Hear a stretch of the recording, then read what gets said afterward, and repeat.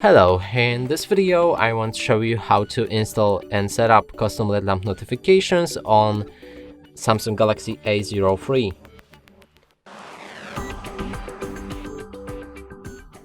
To do this, you'll need to open a Google Play Store, then find the app called Notify Buddy,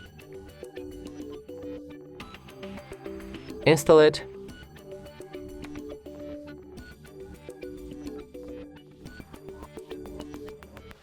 then when it's ready, open the app, move to the next step, and grant 3 different permissions for this app.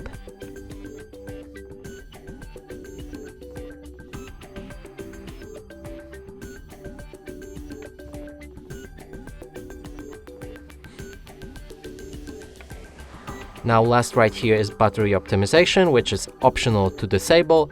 I'm gonna leave it enabled and proceed. From here we can start using the app. There's 4 different tabs: User, System, Active and Settings. In User you can activate any app to allow for custom LED lamp notifications. In System you can do the same thing but with system-bound apps.